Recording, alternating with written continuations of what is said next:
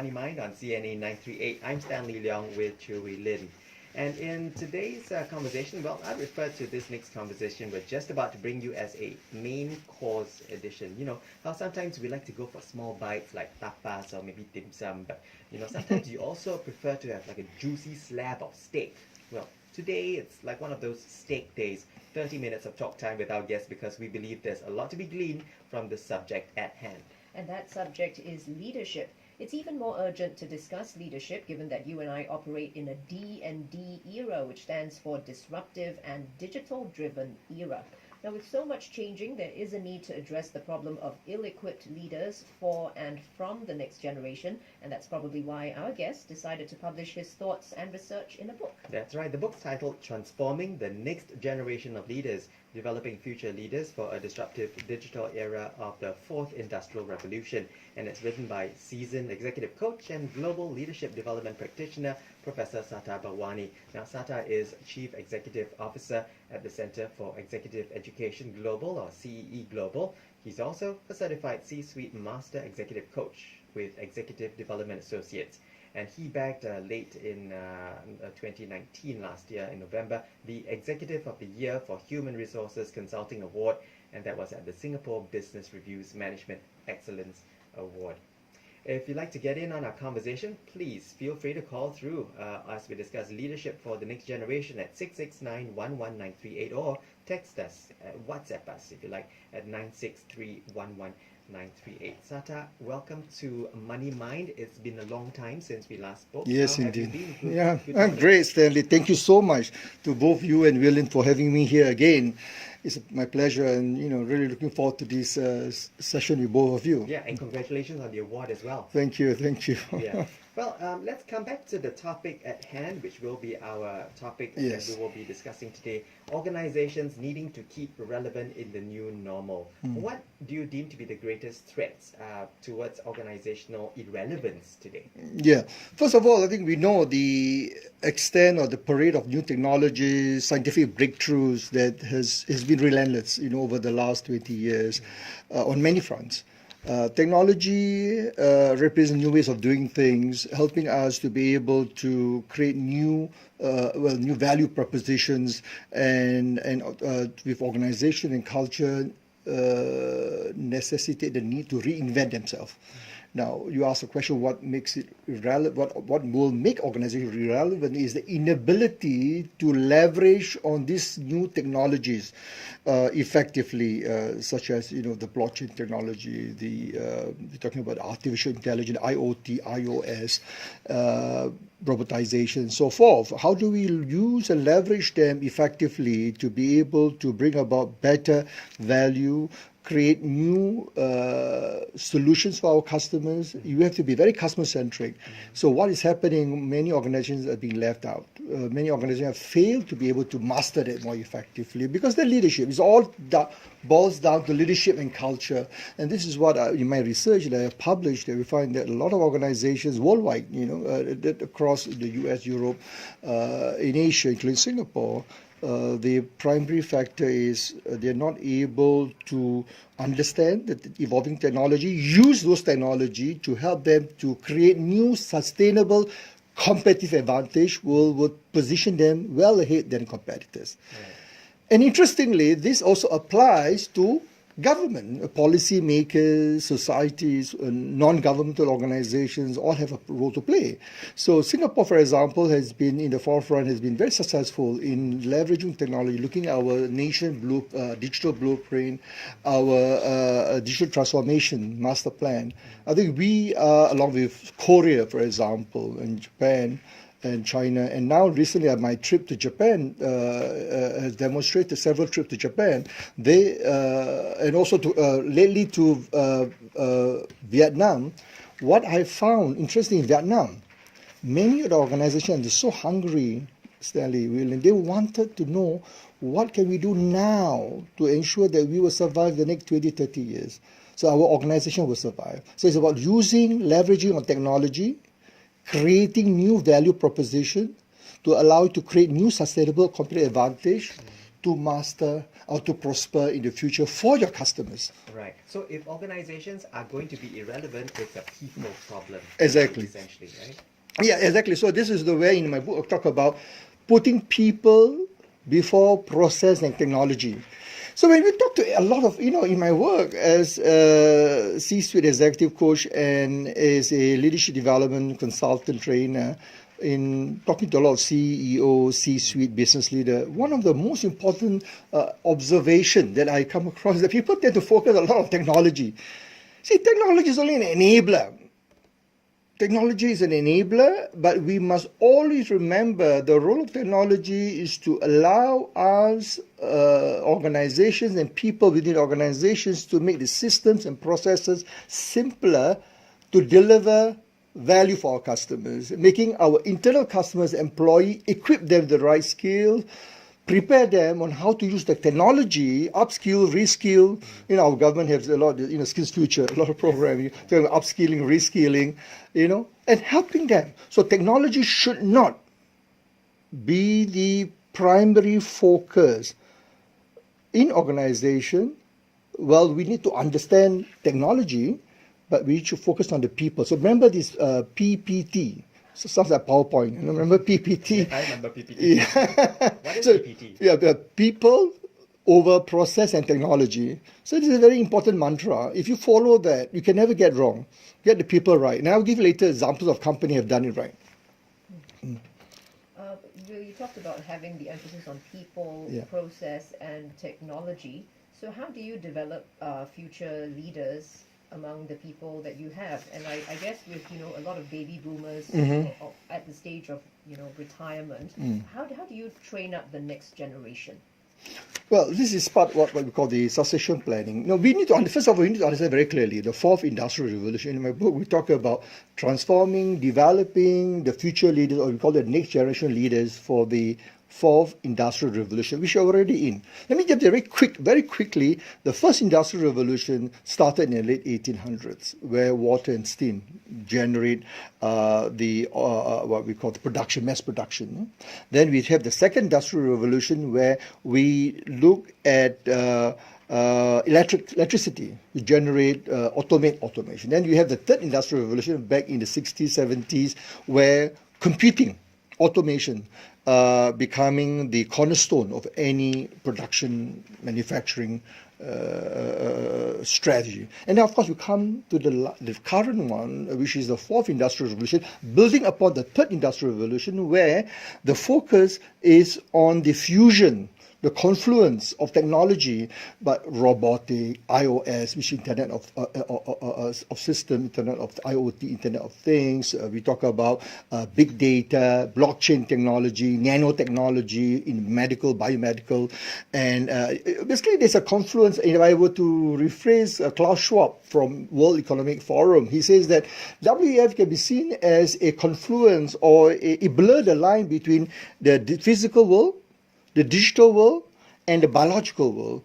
And this is a reality, what's happening out there in the workplace. If you look at what's happening in Wuhan, the nanovirus, how are we responding? This is example of what we call the VUCA, the volatility, uncertainty, complexity, ambiguity. It's chaotic. A lot of people are not ready. Organizations are not ready how to respond. Government are not ready. A lot of confusion. People are not ready for such. In Singapore, we are quite much based on what the government is saying. We are better prepared based on our past experience. And that's important now. The question is, how do you prepare these leaders? We need to define what are the next set of competencies that is going to drive success. Because of this volatility, uncertainty, complexity, ambiguity, it creates a new business environment, a new workplace where you need to have first clarity of vision. They must be very clearly, you must be able to articulate clearly what do you expect your people to do in times of such chaotic environment. There must be clarity of vision. Second, you must be able to clearly articulate or clearly understand. Once you articulate the vision, you need to understand what does it take to succeed? What does it take to address? What does it mean? It means that you need to be able to leverage on all the data, the information.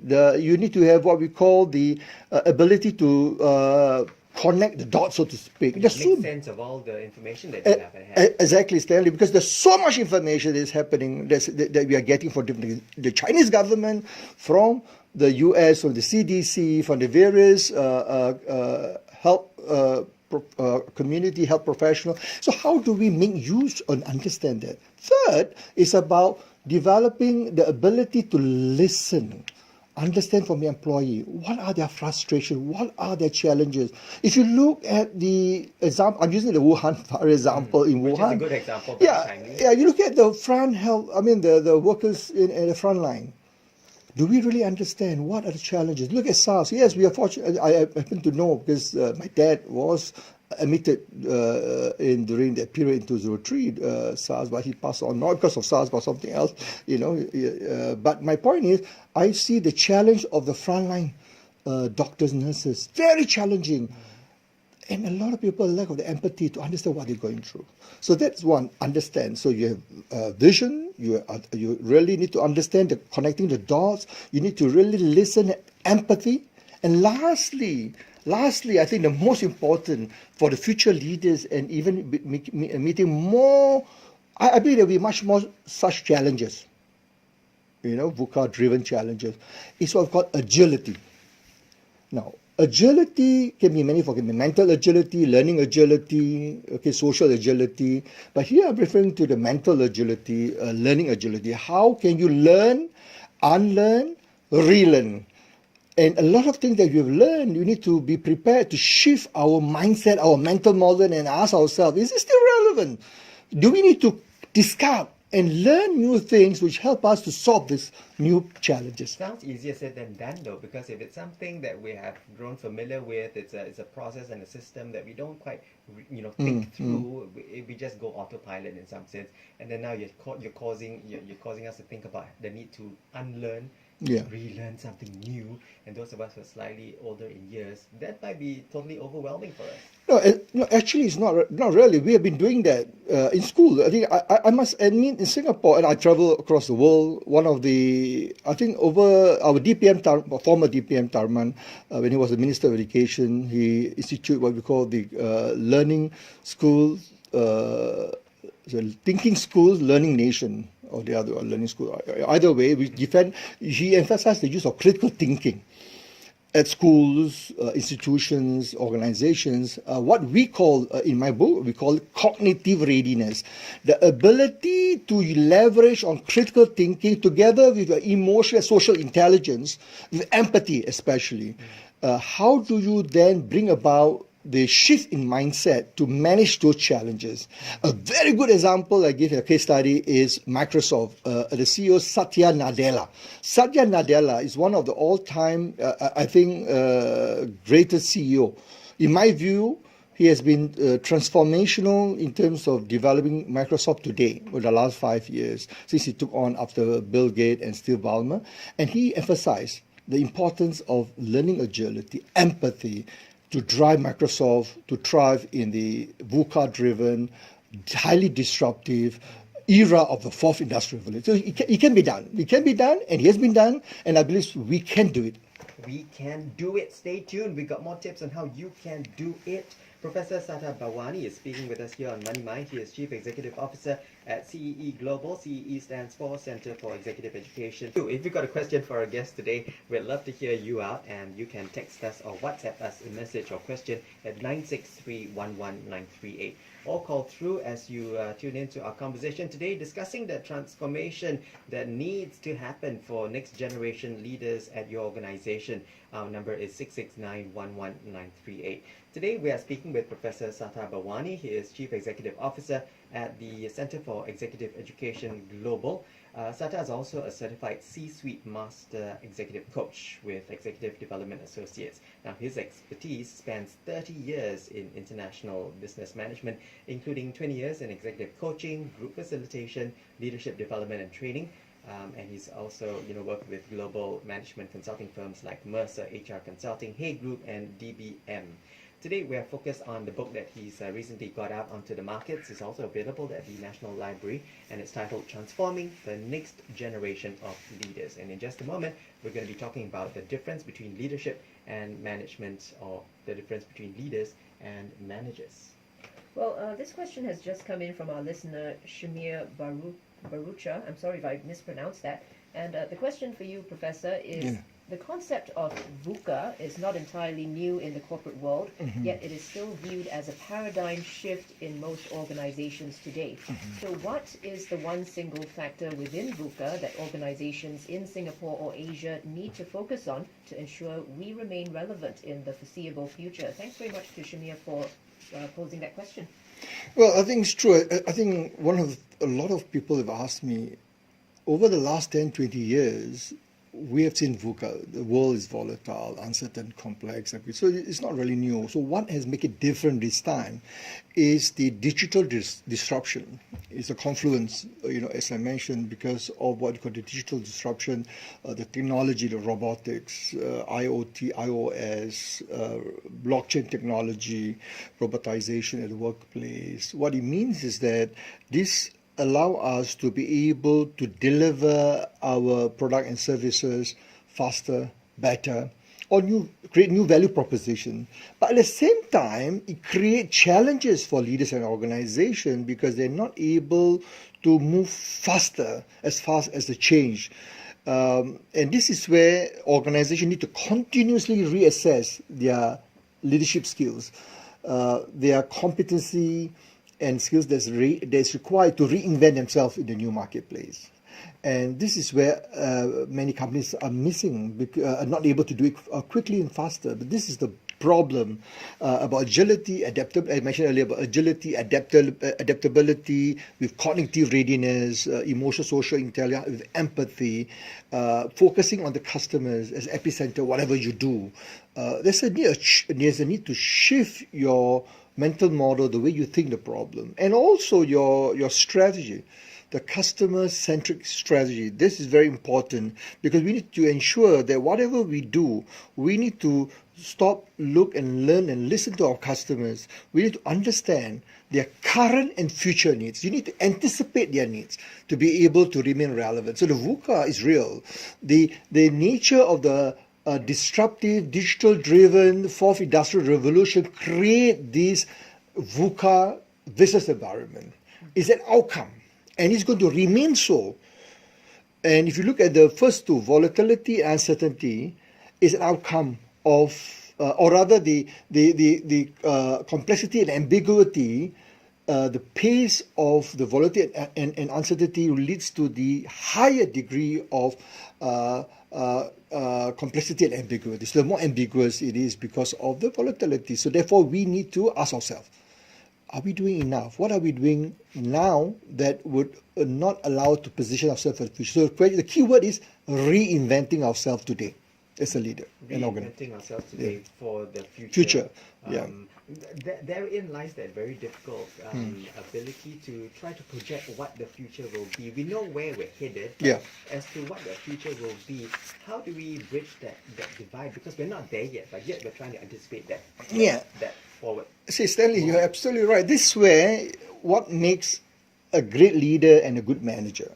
A good manager, and we get things done on day to day, is an action of planning, organizing, staffing, including leading and controlling. If you look at the words of Henry Fayol in 1949, the classical thought of management is all about how do we maximize output of organization through administrative implementation of resources. That's what manager does. Whereas a leader is able to envision the future. A leader is able to impact and influence and have a follower who's able to, you can impact and influence them, motivate them, inspire them, help them, coach them, guide them, mold them to solve the problem, the obstacles of the vision.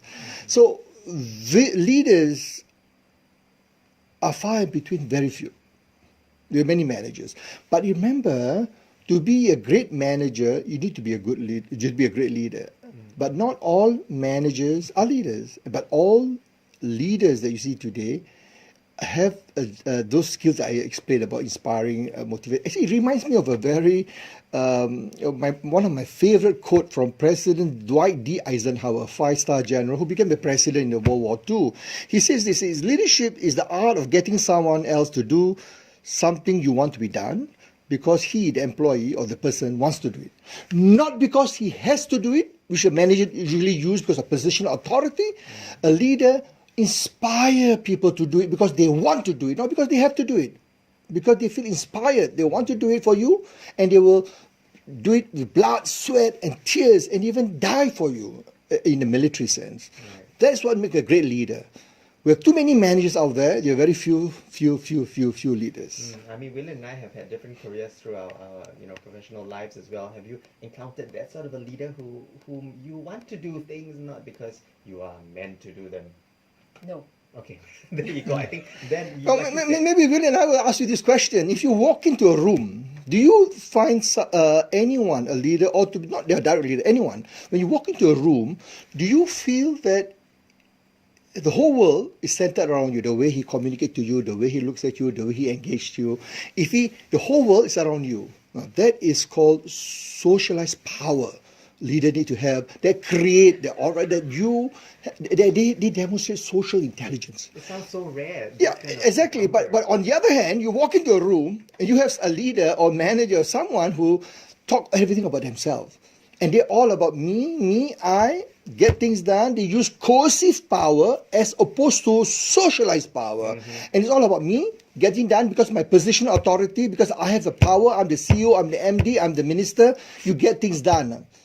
Don't no question ask, the dictatorial style of leadership. It doesn't work anymore. So you need to demonstrate that through leadership, authenticity, humility, with emotional and social intelligence. That's what leadership is. Because you asked a question earlier about what between managers and leaders. So that is the empathy. Right, that keyword that you mentioned earlier. Yeah, and that's where a great leader like Satya Nadella from Microsoft, in his book called Hit Refresh, he explained why empathy is so important. In my book, I have a chapter talking about that, the importance of empathy as a leadership quality in the 4th Industrial Revolution, or in what we call the digital era, is very important. Well, the fact that we haven't encountered many leaders of the sort that you've described, with vision, empathy, who are inspirational, does it mean that these qualities are innate and cannot be trained?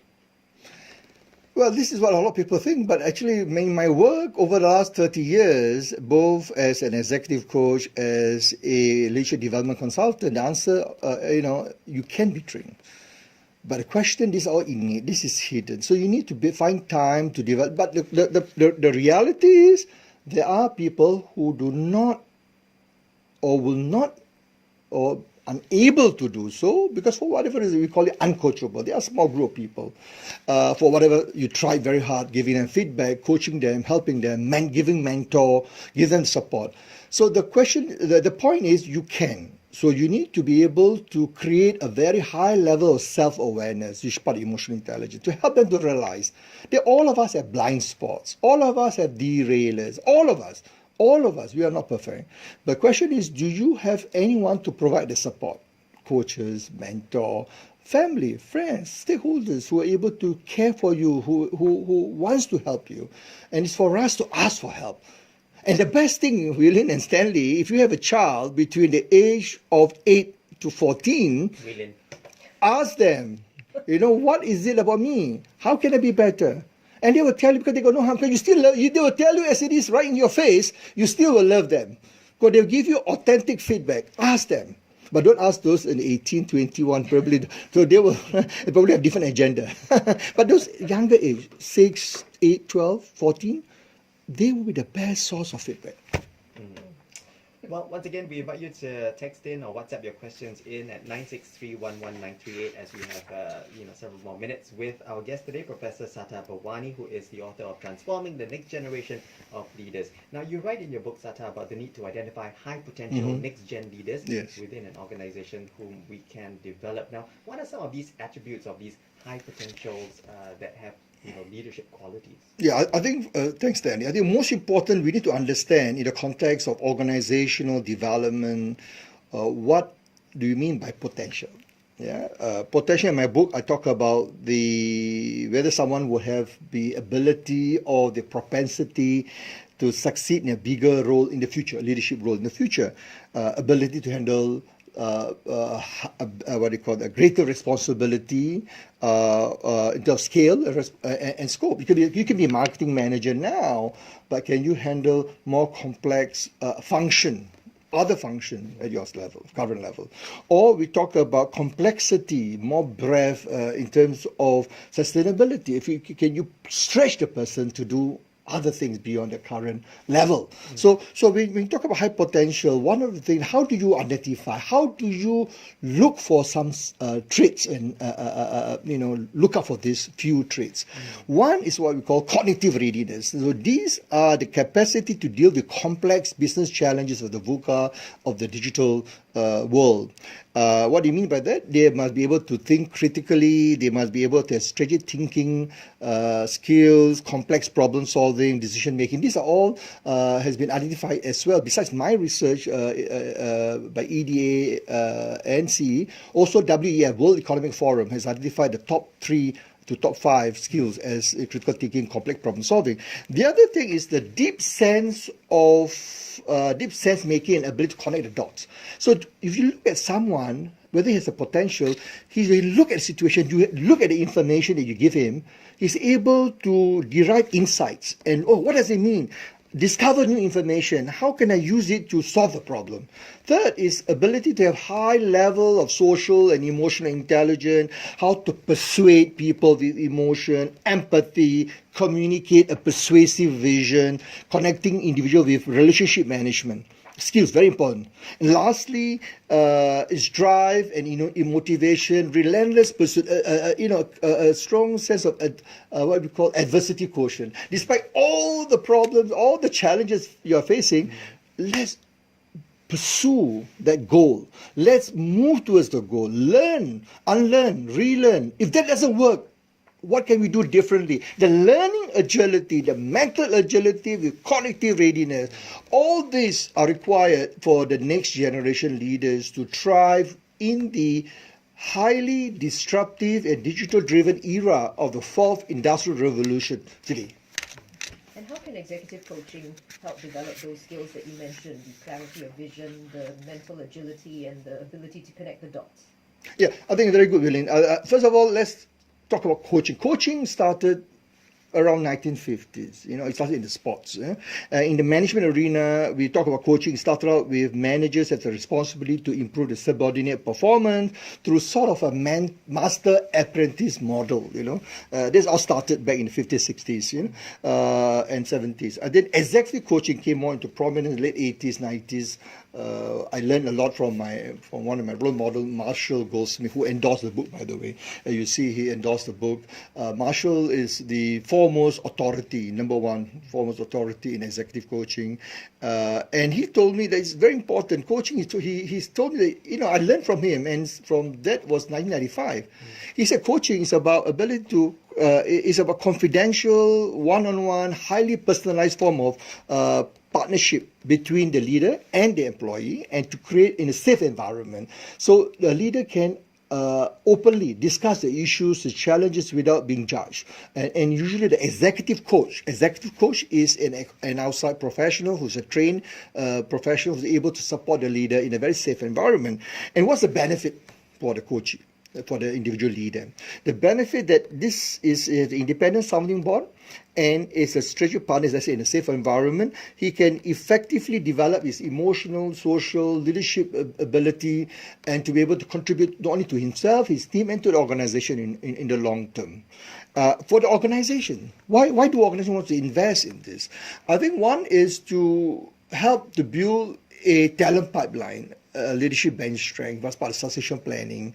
And that's important. Even our government, even a lot of non-government organizations, the social institutions have problems to find leaders to replace because they do not put in place such development strategies. And lastly, organizations benefit from coaching one-on-one, but highly personalized, by improving the potential leaders' ability to take on new role in the future, which will allow the sustainability is part of business continuity planning. Yep, just touching a little bit there of executive coaching, but really we have been spending the last hour or so talking about the transformation of next-gen leaders that needs to happen in order for your organization to not just survive but thrive in the fourth industrial revolution era. We have been speaking with Professor Sattar Bawany, Chief Executive Officer at the Center for Executive Education Global, and their website www.cee-global.com to find out more about his book, which is available at both the National Library as well as on Amazon and Barnes & Noble. Do visit www.nextgen-leaders.sg.